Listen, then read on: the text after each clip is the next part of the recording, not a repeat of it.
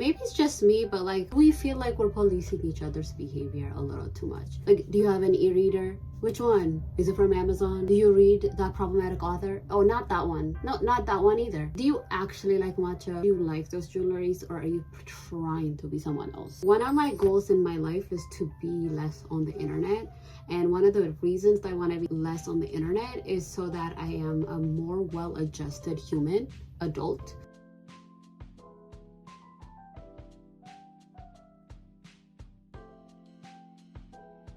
So I've been watching a lot of these videos that are like the aestheticization of books. So reading is, I feel like, shaped by the algorithm, especially in the age of social media. Everything that we do, our hobbies, are commodified and live under capitalism. Like, I think my sister and I have been talking about this thing of like, we're all in the sunken place when we're on social media and trying to get off social media and getting on social media, because being on social media is the norm. And so we feel like we're continually sinking in deeper and deeper. And so of course you have to find some way for you to say like, I'm actually not that performative. I actually don't read those books, and create some sort of a hierarchy, a way for you to stand out from the crowd. I feel like the conversation of reading is one of the most like brain rotting, frankly, like just saddest, contribution of the internet. I think we can't lie that our attention spans have gotten worse. Instant gratification is the thing, the norm, and we are in the sunken place in that way. And even sitting and reading a whole book just feels like an accomplishment, a big feat. Formative reading versus non-reading is not something that we worried about like 30-40 years ago, because we did not have access to each other in this way. Now we can just look at someone's Instagram story and see that they have posted, I don't know, their matcha tea, beautiful like little charms that they have on their Kindle, and their cozy bedroom that allows them for reading, and maybe a reading nook in their living room if they're lucky. Somehow that is communicating something about being a reader. So I have been reading probably since I can read. I was not allowed to read fiction when I was young, so my mom really thought that fiction book really distracted me from school, and so I would actually hide it from her. I was also surrounded by readers and artists. I was just reading books that were accessible to me, and some of the time they were not age appropriate. I remember my uncle's friend, who is this painter. My uncle, I think, rented one of his bedrooms to him, and so he was staying there, and he would like spend the whole day painting, like his whole fingers were like paint. That man had so many books in that little room, and every time I went to see him, or like I wanted to see what he was doing, he would give me a book. He wanted me to read for whatever reason. And that is how I fell in love with reading. Reading came from someone that is like beloved to me, like someone I knew as a child, them letting me borrow a book.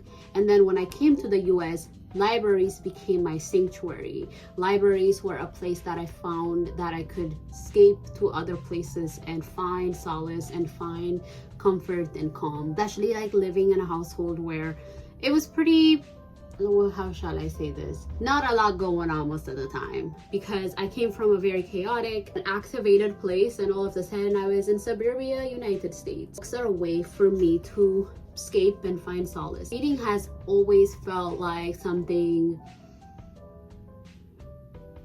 I like doing, and I didn't really identify myself as a reader. I just read books. Whatever I found myself, I read books. I read fan fictions. I remember I used to read those like YouTube fan fictions. If you know, you know. And something happened in college where I just completely stopped reading. And that is because we were assigned like 30, 40, 50 pages of readings a week. And I just did not have the capacity to read for fun or for leisure. And I think slowly my escapism, my way of entertaining myself became being on social media, being on YouTube, being on streaming services. And so my attention span got worse, and my instant gratification got even sharper. I think knowing all that, I like to say that as someone who reclaimed my love for reading again right before the pandemic, by reading queer romance specifically, and a lot of fluffy romance books. And I never have been that person that's like been ashamed to say what I'm reading. Why? Because it really doesn't fucking matter. Nobody's business. If someone wants to take that as a marker of my identity and my morality, let them be. I just feel like we worry too much about each other's perception of like different things. Like we have created a hierarchy of readers in a place where reading is a political act, especially in a time of saturated AI generated content. And I feel like we have lost the plot, I fear, where we're just kind of policing each other's way of reading. We're asking people like, why are you reading in public? I don't know if you guys have seen the performative, what is it called? Formative readers. We have created this hierarchy of readers that is like people who are like real readers, who read books by Ray Bradbury, who read books by Kurt Vonnegut. Do I have a problem? As a commodification and the fast fashionization of books and reading as a hobby, reading as something that you do for leisure, yes, I do have an issue with it, because the commodification has made unnecessary charms and book covers and non-necessary e-readers and alternatives to those e-readers, special edition copies and special edition bookmarks. Like there's a criticism to have about the blurring of consumption with reading. I feel that is a real thing that many people can attest to. There's a lot of emergent booktubers and book talk people that are kind of just like coming out of the woodworks, and they're just like reading a lot of books so that they can get a brand deal with a publishing or like an author or something like that. I do feel like those things are really, really problematic. It is the product of social media. It is the product of commodified culture that we live in, where everything is for sale, including our hobbies and ourselves. I do feel like a lot of people are criticizing these book girlies and saying like, oh, like all these girlies are like highlighting their books, annotating, like why do you need to annotate a Twilight book?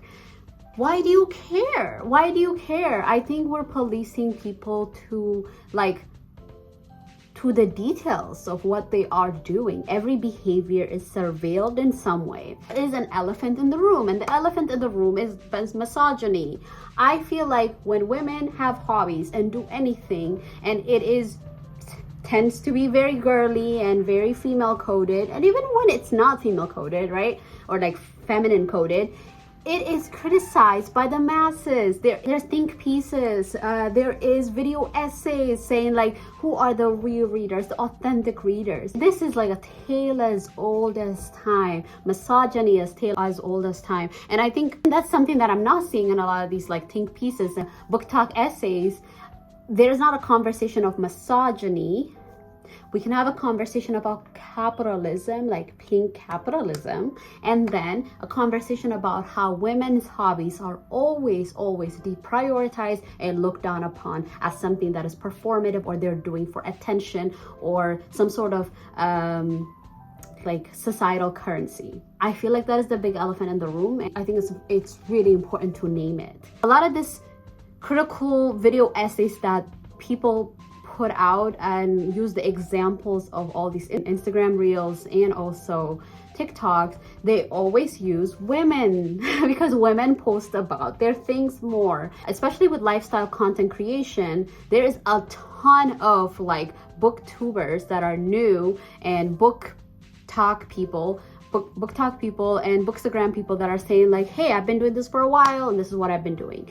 And I do feel like the criticism is a lot more heavy-handed now that we're talking about overconsumption, which again has a lot of direct relation to misogyny, right? Like there's a lot of conversations to have about like how overconsumption is fueled and stuff like that. But also there's a lot of conversations about like, oh, they're just buying purses and designer clothes and right? And like there's the people that are trying to separate themselves from that and say like, actually, I don't even buy stuff, I'm so frugal. The rise of the minimalist and the people that are like, oh, like I can never fill stuff with my house, I'm into investments and stuff like that. So we're all performing, and the performance is to assimilate. And I think that is my concern, and that is my reason for making this video. I mean, like I know that Haley Pham was like someone that was really criticized about like, oh, like she has a whole channel around her reading, and to me, I find that very, very weird, very, very strange.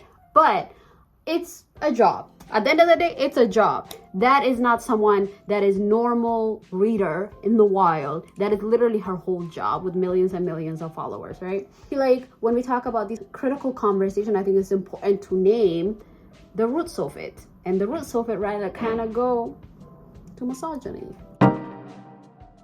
When we're policing each other's reading and how we read and stuff like that, we are creating this divide between the real intellectuals, the people that are readers, reading books like The Goldfinch. They're reading books like Song of Solomon by Toni Morrison or Sula by Toni Morrison. Those are real readers. If you are reading Twilight or Night Library, was it? I Wish You All the Best, then you're not a real reader. You are a performative reader.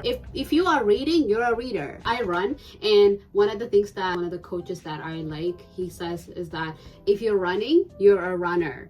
There is no other identity that needs to be like knighted to you just because you do it more than others or you do it less than others. What is this metric that we are putting on things that we should be doing for leisure? Maybe it's just me, but I don't actually find that much of a problem with girlies, accessorizing their e-readers or getting beautiful bookmarks and stickers and stationery, annotating with Japanese stationery, or making sure that the margins actually look really pretty. Again, the commodification conversation can really exist on its own, right? Like, I think capitalism is really good at stripping out our identity, and I feel like we have to find other ways of finding ease and an identity that feels cemented and true. Most of the time when we're criticizing people that are like using these charms, expensive stationery, annotating, we're saying they're performative or reading in public. What are we actually criticizing is people who have like an identity that's loud. And I think this is tale as old as time, because you can go back to a nerd fighter conversation that people used to have. People used to say like, oh, you're not really part of this fandom. You are a new performative John Green and Hank Green fan. I don't know if you know what I'm talking about, but they would have these like curated, beautiful study set up. I used to follow that, and sometimes I would look at those on Tumblr just to be inspired, get into studying or get my stuff together and study for an exam. Like, this is something that I genuinely did. So if a few book creators are helping a lot of new readers and readers that are having a hard time getting back into reading, be inspired, have an aspirational idea about who they are for a moment around reading, which doesn't harm anyone, what's the issue with that? I feel like we're obsessed with each other's behaviors because we have access to each other in a way that we've never had before. I think the other thing that we don't talk about, especially with this like outside reading being performative, is like how normalized it's become to take a picture and a video of strangers just existing outside. It is so mind-boggling to me. If I am reading a book and I find myself somewhere on the internet, reading outside somewhere in the park, in the cafe, in the library, whatever, and someone is like, performative reader out here, like, I would be like, this is insane. There's people that are concerned about being plastered outside, so therefore they don't really read in public because they're afraid of being perceived as performative readers. Like what stage of hell are we actually in for us to think that it's okay to surveil people to that level? Surveillance is so normalized that policing other people, that are strangers that you see on the public transportation, outside somewhere reading, is considered okay, also considered very normal. It's not. I think we have to understand that people are at different stages of their life. We have to like minimize the barrier to entry to something as lovely and as accommodating as reading. But like, if we are having a bunch of like soldiers right at the gate as people are entering, we're actually going to make people feel worse about themselves and walk away from this beautiful thing. I feel if people want to read smut, cool, let them. If people want to read only spicy tropes, let them. We can talk about like how certain authors kind of dilute the way they write because they're trying to get like publishers to take them seriously because they're writing about only trendy tropes or anything else like that. Like, I feel like that's a larger issue we can talk about for the publishing industry, for the algorithmic driven content that we are like fed on an everyday basis. But like, I think attacking individuals for like reading in public, all about love, oh yeah, liberation is an everyday struggle or something by Angela Davis, it's just like, if someone wants to use that as a way to pick up women, let them. Like, am I like losing my mind? Like, the sinister part of this is that there is a moral assignment that we have on people. Like, we assign morals based on what people read. If someone reads like Dorian Gray and we're like, wow, what, you love classics, that's what that means. I read Dorian Gray, and what else did I read? Café con Leche. I think it's like a very fluffy queer romance book. I mean, I didn't really like it that much because the writing was kind of but like, they could not be more different. Did I enjoy them both? Yes. Did I enjoy Dorian Gray more? Yes, I did. But that's not the point. Not this comment, and I could not find it. Eating is like food. We should be allowed to enjoy Michelin restaurant rated food that is so expensive and delicious, and also greasy pizza. It doesn't mean you're a bad person for eating either of those things or not eating either of those things. It means that you need food to eat. And I feel like if we treat reading like that, and many of the hobbies that we pick up as not necessarily a morality assignment, but something that we genuinely want to do. One of the biggest criticisms I hear about book talk, booktube, bookstagram, the book space in general online, is how it's a phase, right? And people are like, this is a phase, this is such a trend. I agree. I think it is a trend to overconsume this much, like this, like having charms on your e-reader. It's a trend. It's a trend. Many things are a trend, but I think we're so hyper focused on these book spaces online, and I feel like there is a lot of toxicity that kind of come out of there, and I am aware about a lot of them because I follow a lot of these creators. But I think what's really interesting to me is I think there is like a magnification of value and importance when it is a hobby that is populated by largely a women or feminine folks. And I think that's really interesting to me because it's like, if a hobby is something that is mainstream, or it's not mainstream, but it's very specific enough that it has a mixed gender type of situation, or it's like mostly male, it is seen as like, okay, like the overconsumption is not as bad. Remember when people were really into pickleball? Let's talk about that. How many sacrificial plastic rackets were lost in that? So I do feel like there's almost this equal footing that we need to have whenever we have these criticisms, and not leave out large things like misogyny and the deprioritization of female hobbies and stuff like that, right? Like, I think we can have large conversations about overconsumption. There's this pink tax to this larger conversation, because even the people that I find really like radical online are very outspoken about some of these things. They have this blind side continuously, and they are not able to acknowledge this without coming off as like ragey, like annoying female activist or video essayist. Somehow this is the line that a lot of these critical video essayists don't really acknowledge as much. There's only maybe one or two creators that I follow that have explicitly said that there's a misogyny in assessing female centered or overpopulated hobby versus something that is a hobby that is kind of both gender. I think going back to the study blogs that I used to follow on Tumblr, I used to really study, like be inspired, because I had this aspirational idea of like my space and stuff. As soon as I got like really pretty post-it notes, all of a sudden I would be inspired to study. There's also like people who buy like really like nice gym clothes so that they can exercise. I don't find that harmful at all. If people pick up reading because of these beautiful aesthetic videos and Instagram posts, my sister does those, by the way, and if the people do that, like, what is wrong with that? One of the things about late stage capitalism is that it makes us feel powerless. I think the way to kind of curb that is to find power in other ways.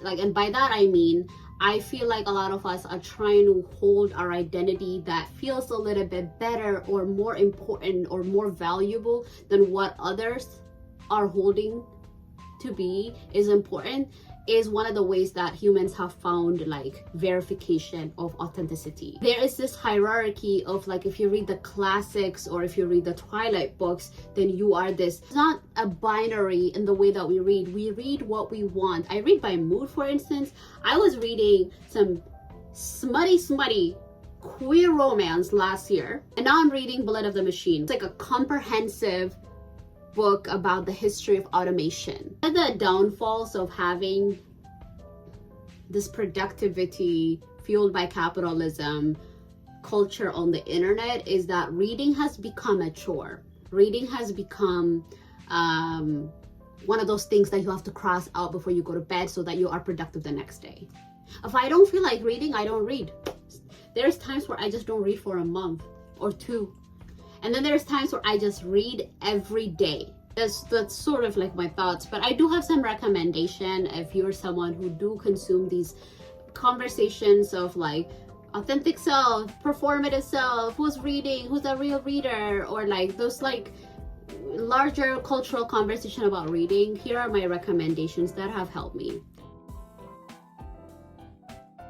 Take recommendations from people in your life, not just the aesthetic posts that you see. I say this very lovingly. I find these sometimes when a book has really the nice lighting, the studio lighting, and it's like under like a bunch of beautiful, you know, items and trinkets and earth, I'm like, oh my gosh, maybe I do want to read this. Like, judge a book by its cover. It's giving that, right? But I think one of the things that has really helped me is that if I have stopped taking recommendations from random online people because I don't have a relationship. There's not a nuance and a context for that relationship, and they don't know what I like.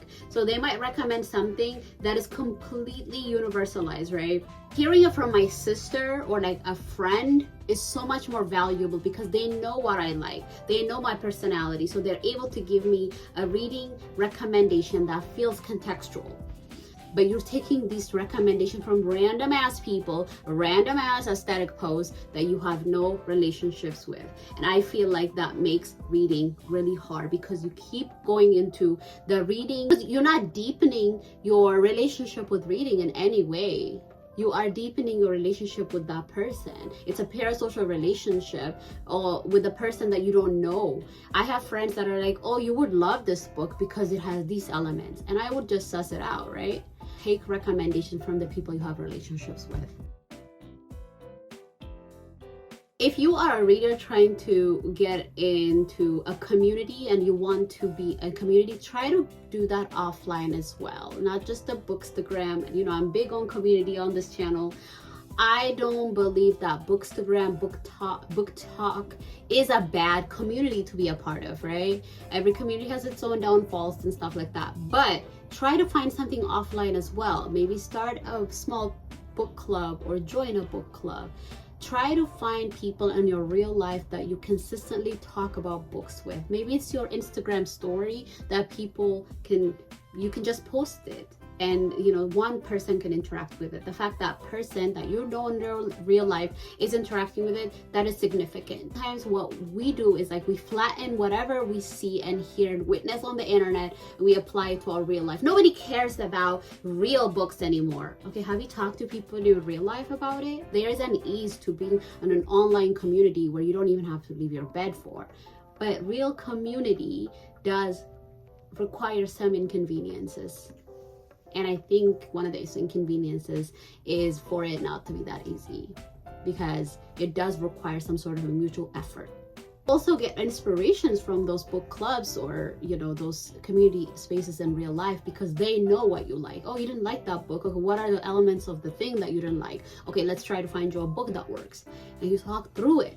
It's really important to talk about these things, I think, with people in our lives. All these corporations are trying to do is trying to isolate us further and further, where we have to rely on AI generated messages and like feedback and responses, or people that we build manufactured parasocial relationship with. And I don't think that's enough. I think another thing that I find very helpful, and this is something that I've been doing since reading Digital Minimalism, a couple of years ago, and it's slowly, like, it helps. That book is really, really helpful trying to find strategies in my life. It is to slowly wean off of these Bookstagram, BookTube, BookTok. These communities mimic what we think is happening in real life. Most of the time they are a saturated or a highlight of what is happening in real life. Like, it kind of numbs you a little bit of what is normal. It is not normal to buy, 8 to 10 books when you go to a bookstore. That is not a normal thing. But Bookstagram is like, look at my haul today, look at the charms that I ordered from Amazon. It blurs consumption and reading so often that it's really hard to separate the two. And like being able to not annotate. Like, sometimes you get books from the library. Like, most of the time I get my books from the library. Like 99% of the time I get my books from the library. Please support your local library.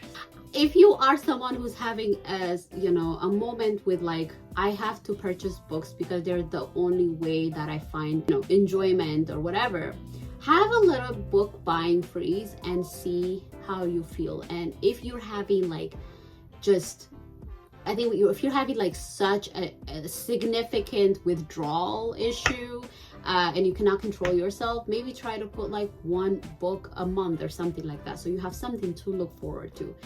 And I highly, highly recommend, if you do any book subscription services, get off of them. Get off of them. I think that is not how we're meant to engage with books. Why does everything have to be a subscription? You know what is a subscription that is free? It's called a library. It's called a library. Please go to your library. They even have seeds. Sometimes if you have children, you can even take them and they can play in the children's center, the teen center. The library is magic. The library is a magical place that a lot of people are like, third places are dead. The library is still here. And please, if you're going to do a book buying freeze, do a visit to the library. You can even take 20 books out of the library. You can even take 30 books out of the library and try to get that instant gratification. Even if you don't read those books, at least you have it with them and return it at the intended time. Like, one of the things that my library did in my county is that they don't have any fees. So if you go over the time that they said to return your book by, there's no fees anymore. So they've eliminated fees. So I hope that happens in every library all over the country and the world. And the last thing is, if you find yourself policing for other people's behavior, what book they're reading, who they're reading, why they're reading, how they're reading it, are they reading it through Audible, are they reading it through... I need you to step back and say to yourself, at least they're reading. I need us to stop being so impacted by other people's behavior, because a lot of the time we're not even policing other people's behavior. We are comparing our behavior to them, and most of the time when you feel some type of way, you see the remnants of yourself in them. And I feel like if we were to approach people with grace and curiosity about why they read, what they read, and how they read it, I feel like we find a lot of commonalities and even say, oh, like maybe I should try that. Like my friend, they found out about Libby, the app, the library app that you can do audiobooks on, magazines, comic books, regular novels, nonfiction, anything from your library for free with a library card. And they were just like, for free? This whole time they were doing Audible and paying $14 or something like that every month. They were like going through each book every month, or they were doing it through Spotify, which is even worse. Get off Spotify, get off Audible, or any other like book summary apps. Get off of those two. Why are they summarizing books for us? There is this app that said, are you tired of reading books? Here is this app that summarizes each book for you. It's like a Spark Notes. This can't be real. Anyways, get off of those apps, because any app that is trying to create some sort of like a productivity centered approach to your reading is probably trying to make you a worse reader. I truly believe in that. I truly believe in that. If you want to read only one book a year and that is all you're capable of, that is much better than having this like productivity mind where you have to read 50 books, and if it's not 50 then it's not worth sharing. Who said that? Who put that metric down? I feel like the art of policing was really perfected with booktube and book talk and bookstagram, because I don't think we've had access to people's reading stats and how people read and when people read and people's reading routines. I don't think we've had access to any of that before. If you were to kind of compile the data of people from like 100 years ago, there's places in the world that people in like, this was like aristocratic people, they would just have books as display that they've never read, and it was a marker of wealth. It was a marker of like how well they're doing in their life and how intellectual and well traveled they are. Books have always been a marker of some sort of moral or societal marker that says like, I am better, I am doing good. So whatever you're reading says something about you and has always said something about you. Life has been a performance around books for a very long time. So let's not try to project, I think, a lot of like the ill wills of capitalism and like algorithmic driven social media that makes us think that everything that we do is performative. Read your book outside, please. Oh my God. Get your cute bookmarks. Get your cute post-it notes and nice stationaries, because if it helps you read a little bit more, that's okay. It's literally okay. It's fine. You don't need anyone's permission. You don't need anyone's permission. That's all I have. I feel like I've ranted enough.